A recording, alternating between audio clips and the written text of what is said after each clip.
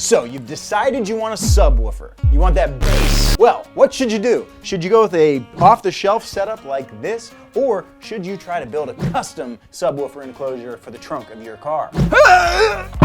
In theory, this setup should be really easy to install, but the thing is, it's a little bit awkward in the trunk and it takes up all the space. So I bought all these materials because I think I can make a sub box that fits that trunk better. But the real question is, will it sound as good and will it look as good? I'm not sure. I'm Zach, and this is Money Pit, baby!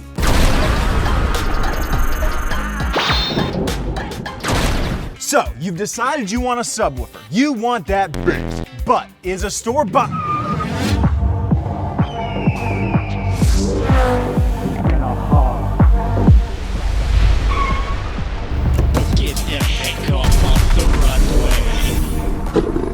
Thanks to Hyundai and the 2021 Veloster N for sponsoring this week's episode of Money Pit. Let's go, boys. Hyundai hit us up and they were like, we love how you guys explain stuff. We got a lot of new technology on this car. Can you explain some of our cool tech stuff in one of your award-winning videos on the internet? And I was like, yeah, we got a guy. Very smart. We really are big fans of the Veloster N.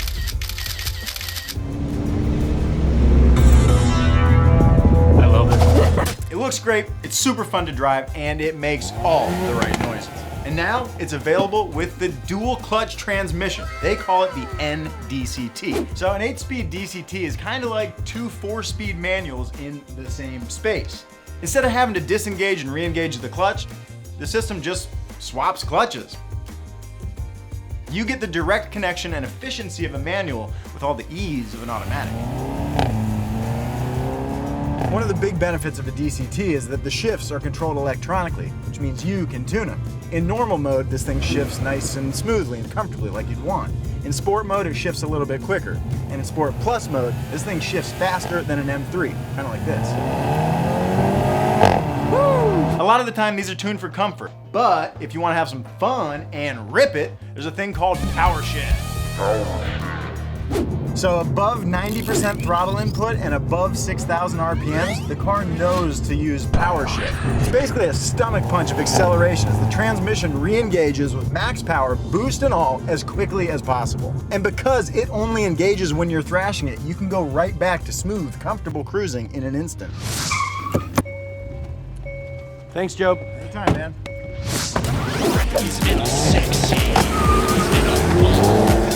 Okay, we've got the 240 in the garage now and we're ready to install the entire kicker setup. We're gonna install the kicker setup first, then we're gonna evaluate how that looks and how it sounds before we take a crack at building our own box. Because for some reason, I think I'm gonna be able to do a better job than Kicker did. So now that I know that I want some bass, the question is, well, there are a few questions. How much bass do you want? How much room are you willing to sacrifice in your trunk? And how much are you willing to spend?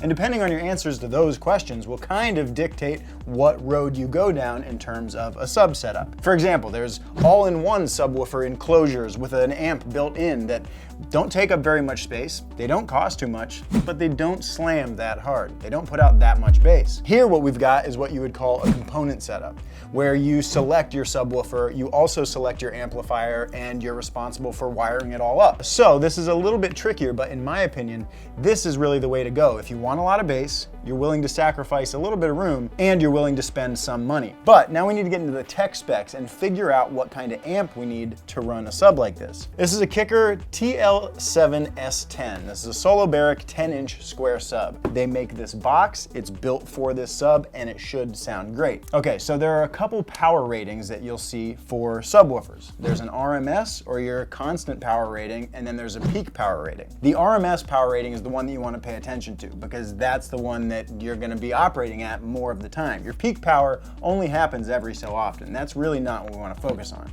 So for this, the RMS power rating for this sub is 600 watts at 2 ohms. So the 2 ohms part is important. That's an important part of the power consumption formula.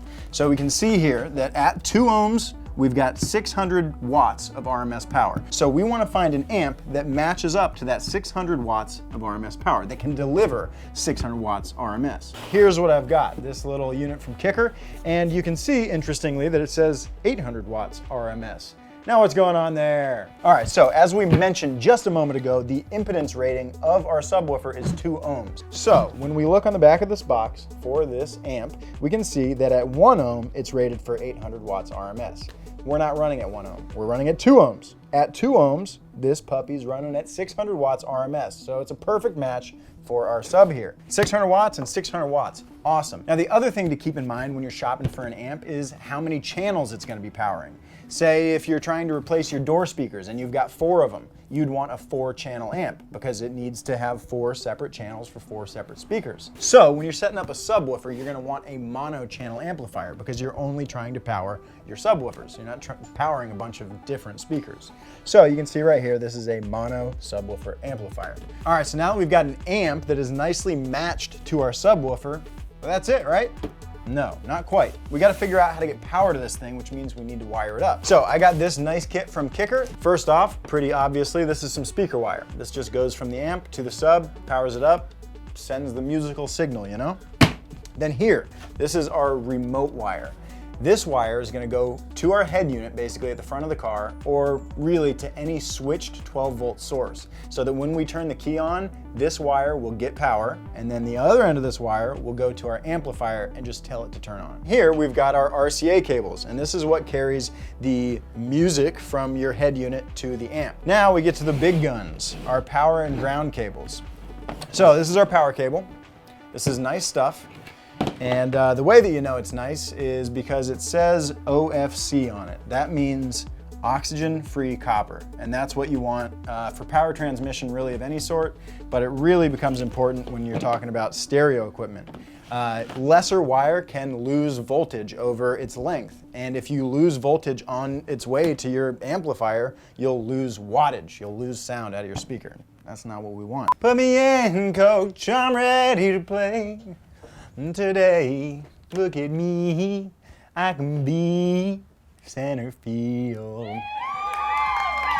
Anyway, let's do some quick maths and figure out how many amps we're gonna be pulling using the stuff that we do know. How many volts we got and how many watts we're putting out. First off, volts. We know that with the car running and the alternator working, we're gonna be running at about 14.4 volts. So we'll go with that, 14.4. Now, power, watts. Let's look at the box real quick. First off, this thing says 1600 watts max. So you might think that's what we would put in, but that's at 1 ohm, like we talked about earlier. So at 2 ohms, this amp puts out about 1400 watts. So you might think that's the number we'd put in there, but that's not quite it either. Because if it's putting out 1400 watts, it's gonna be pulling down a little bit more than that. Amplifiers aren't 100% efficient. You see, if it's putting out 1400 watts, it's using more than that to create those 1400 watts. So we can pretty safely assume that the maximum power that this thing is gonna be pulling from the battery at peak power is gonna actually be close to that 1600 watts at 2 ohms. So we are gonna use 1600 watts for our power rating here. Okay, so we have calculated that our system at max output is going to be using about 111 amps of current. So now we've got our wire chart up here and we're going to make sure that that's okay for the wire that we have. Now in most subwoofer installs, you would expect the power wire to go from the battery, which is usually under the hood, to the sub, which usually goes in the trunk. So your power wire is going to be like 10 to 13 or 13 to 16 feet every day of the week. But that's not the case for me in the 240 because my battery's in the trunk and the amplifier is going to go in the trunk pretty much right next to it. So my power wire is only going to be probably 3 or 4 feet. So that puts us in this first category. So we can see that 4-gauge oxygen-free copper wire is good for 200 to 300 amps of current draw, which is almost triple what we're going to be pulling through it. So that means that we know that this wire is good for the job. So does that mean we're done here? Does that mean we're ready to go? Not quite. Not just quite. In fact, this is one of the biggest issues I have with most wiring kits that you find on the market for the subwoofer. They often include too small of a fuse. Now this one from Kicker is about as close as I've seen. This is a 100 amp fuse. But like I just said, we're going to be pulling down 111 amps at max power. Can this fuse hang with that? No. No. maybe for a brief second I could, hit max power, but if I'm sitting there with my bass tester on at the red lights with my power maxed out, this thing's gonna melt. So this actually has to go. So what I've got is this. It's a circuit breaker, which is very similar to a fuse, other than you don't have to replace the fuse if it breaks. You just hit the reset button, and it's good for 150 amps. So while this one may seem a little oversized at 150 amps, it's totally fine because we know that this wire can handle 150 amps without getting too hot. It can handle 300 amps. So this will be fine. This will actually be great. Now that we understand all that, we understand how to choose a sub, we understand how to choose an amp to match that sub, and then how to figure out a wiring kit that works for all the stuff you've got. God, we've been talking. Let's go install this stuff in the 240 and start making some bass. Ooh, Phil bringing the house music out today, boy.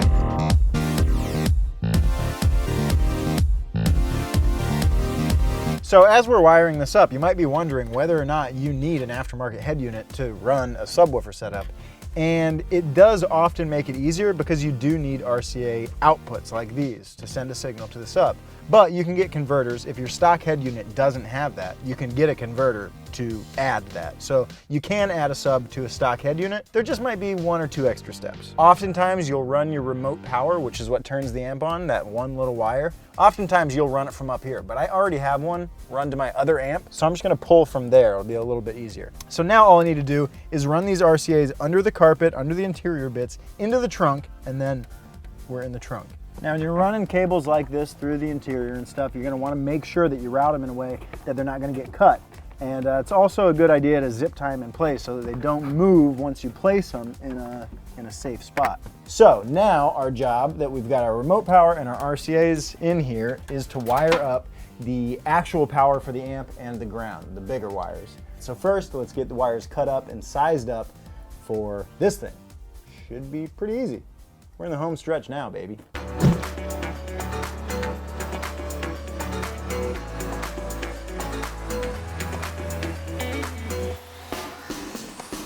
All right, so our amp is all wired up. Now we just need to put the sub in so we can test this setup. So I am gonna mount this amp, but I'm gonna do that tomorrow when we're actually building our new sub box. But for now, I just wanna get this thing in and get it working so we can hear it and test it and see what's going on.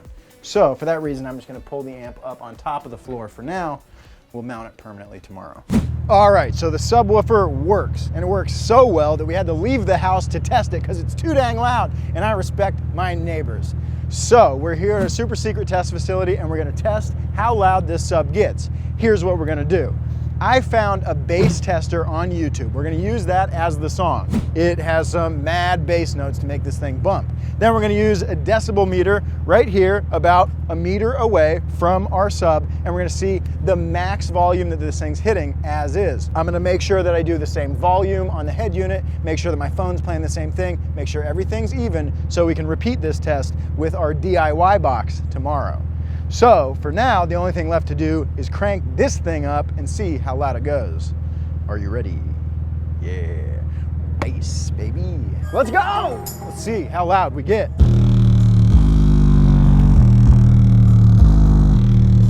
106.4 decibels. Let's get it from inside the car too. All right, so we got a max reading of 107.2 decibels with this current setup. So that's our benchmark, and I don't think we're really gonna be able to beat this. My goal is just to get close to this. So tomorrow, we're gonna see if we can make a box that looks better than that box, but sounds hopefully just as good and gets just as loud. We'll find out. But now we gotta go, because I think we got the cops called on us. So, all right, it's the next morning and we're back at it because I think we can improve certainly on the looks of the box. I think we can make a box that fits the 240's trunk really nicely, and hopefully it'll sound just as good, if not maybe possibly potentially a little bit better. Well, first off, we'll start with the basics. There are 2 types of speaker enclosures: a sealed enclosure and a ported or vented enclosure. So let's talk about some of the fundamental differences between a sealed box and a ported box. A sealed box is usually going to be the most accurate sounding box, but it's going to usually be a little bit quieter overall than a ported box. A ported box if tuned correctly, and we'll talk about that later, can actually accentuate the low frequencies and help a sub become a lot louder than if it were in a sealed box, which is why the kicker box is ported to maximize the loudness of that sub, and that's why we're gonna build a ported box. Now, let's take a quick look at the specs for our sub.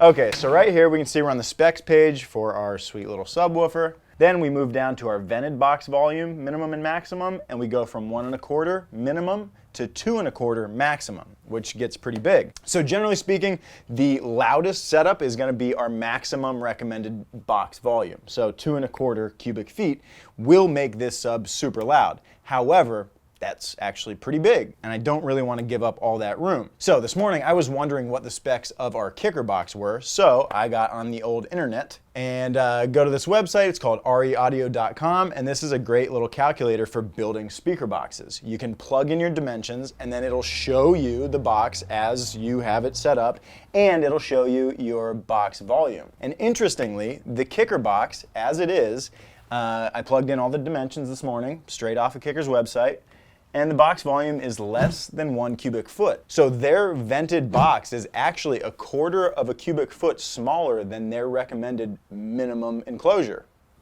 Interesting.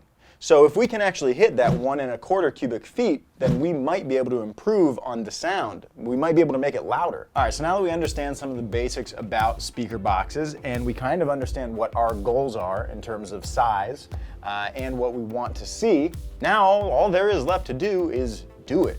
But first, I gotta really take a good hard look at the trunk on the 240 and figure out what this thing should look like.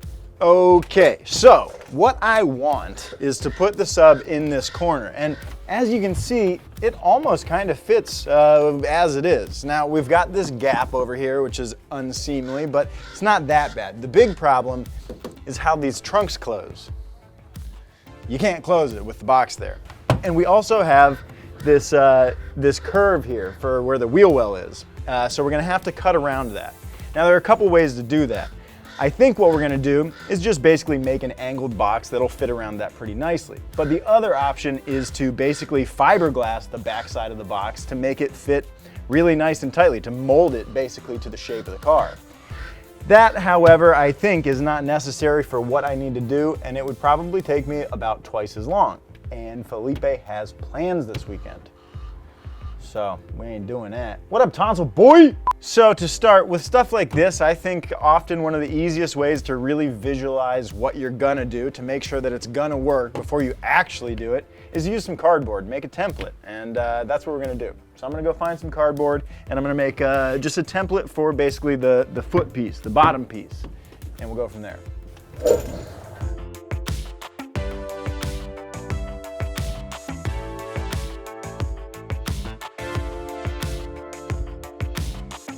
All right, so we've got our cut list written out, and now I'm ready to make some cuts. Actually, this is one of the things you can screw up the easiest. This is one of those times you should actually measure twice and try to cut once. Especially because of the stuff that we're using. This is called MDF, or medium density fiberboard, which is great stuff for making speaker boxes, but it's kind of expensive. So you don't want to waste it if you don't have to.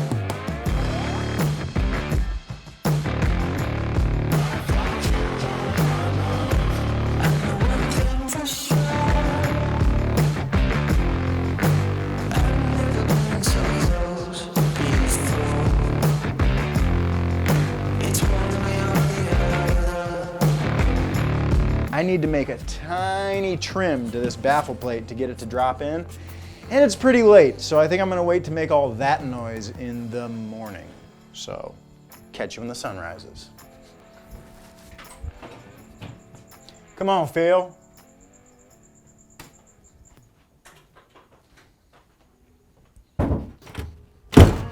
Good morning, 3, 2, 3. It's another beautiful day and we're back in action with plenty of energy because I can finally see the light at the end of the tunnel.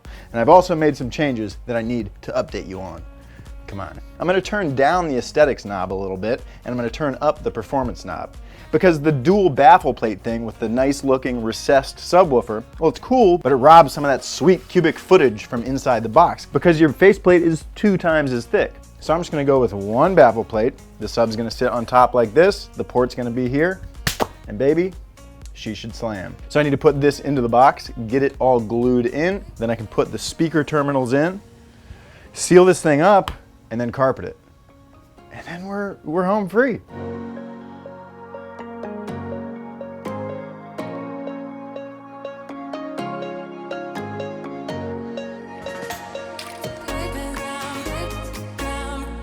You ever try to crack your neck and then think you might have just killed yourself? Mm-hmm. Too often than not. I want to go to one of those chiropractors that like, and see what happens. Nah, man, I trust them. Okay, now that the speaker box is all put together, now it's time to focus on the port. So basically what we've got going on here, I bought this kind of DIY port, and eventually we're gonna glue it all together. It goes like this. So this is gonna be what shows on the front of the box, down like so. And then this one goes on the inside. But obviously this is a little too long. So I need to trim it up to a size that fits. So the goal here is to make this thing basically as long as possible with the space I have. The longer this port is, the lower the optimized frequency of this box will be. So now that we know that, I need to cut it up, glue it together, and then, oh my God, then we're ready to carpet this thing. Finally.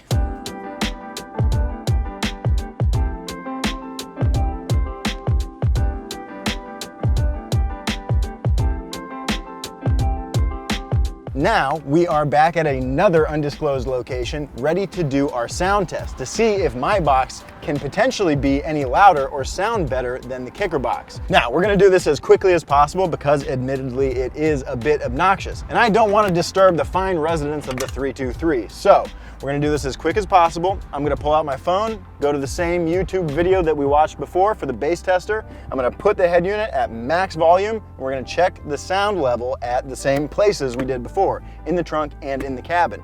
Now, if my box is any better, then that sound level should go up a little. Let's find out.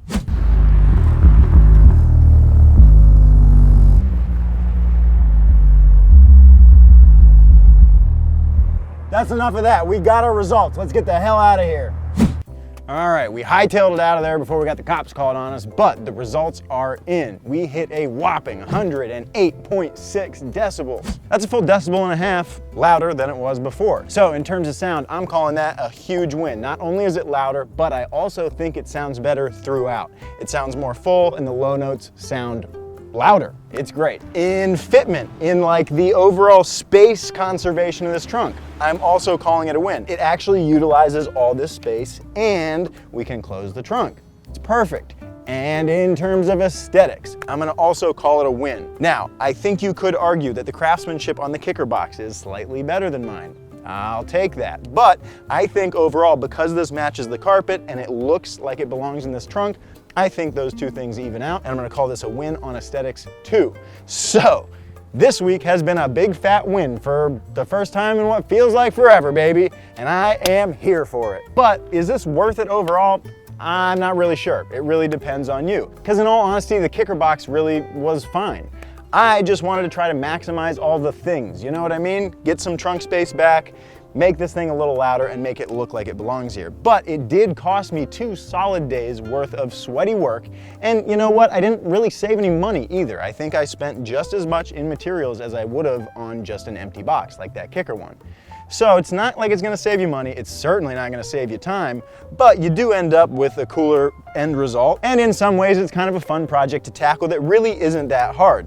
If you want to build a sub box, I'm confident you can do it. If you have a 10-inch kicker square sub and you want that old box, well, hit me up on Instagram at Zach Jobe and I'll give it to you. And while you're over there, don't forget to follow Donut at Donut Media. I'll see you guys next week. Cut. Great show. Woo, woo, baby. How many radios you want?